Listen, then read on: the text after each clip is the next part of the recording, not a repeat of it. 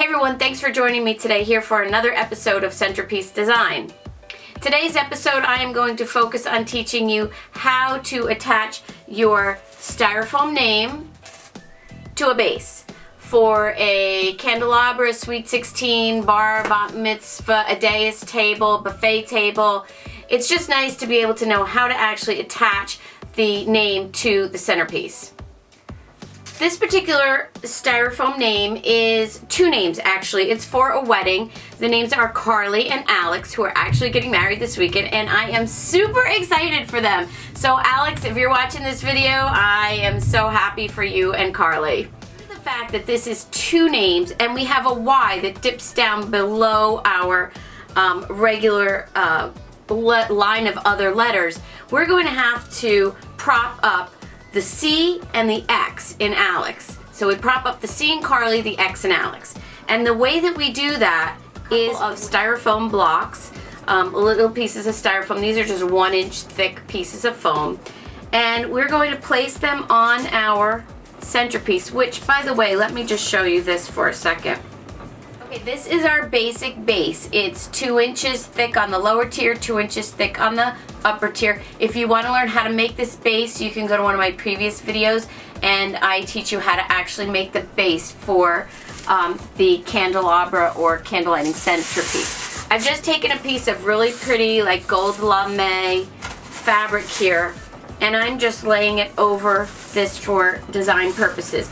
In the event that you were going to use a piece of fabric, you'd have to secure it with glue or pins in some fashion. But just for me to teach you how to do this, I'm just laying the gold lame over my base. Alrighty, so the way that we are going to attach these little pieces of styrofoam blocks are with a little wooden skewer.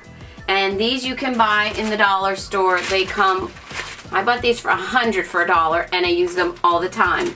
So they're a great thing to have around your crafting table if you're making centerpieces. So what I'm going to do is I'm going to take my little wooden skewer and I'm going to break it in half. And then I'm just going to take it and I'm going to push it through this styrofoam block right down. I'm going to push it down through my styrofoam block. And then I'll just take another one. I want the pointy side, so I'm just going to break another one here. You want to push the pointy side into your foam.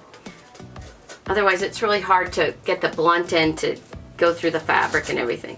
So I push this down through here.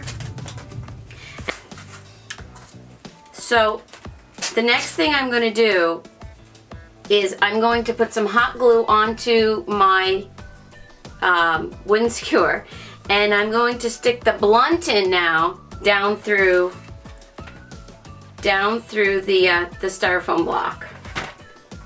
So I just hold it in place and push it back down through there, and I leave the pointy side up. I'll do the same thing. I'm taking out my wooden skewer. I'm going to put some glue on the blunt end of it. This just helps it stay in place a little bit better. And I'm going to take the blunt end and stick that back down through my styrofoam block. So what this does is when I want to attach Carly and Alex, they will the sharp end of the wooden skewer will go through the C and the X very easily. So here's what, as you can see, the Y dips down below the other letters, and that's why we have to put these particular names up on our styrofoam block. So I am going to just push down my C in Carly, and that will help me line up the X in Alex, and I just push them right on there. See how nice that looks?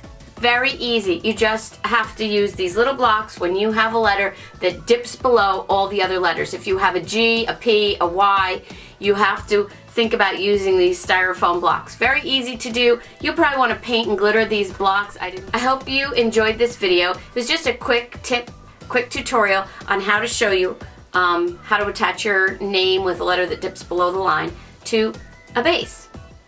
So I'll see you next time here in my design studio.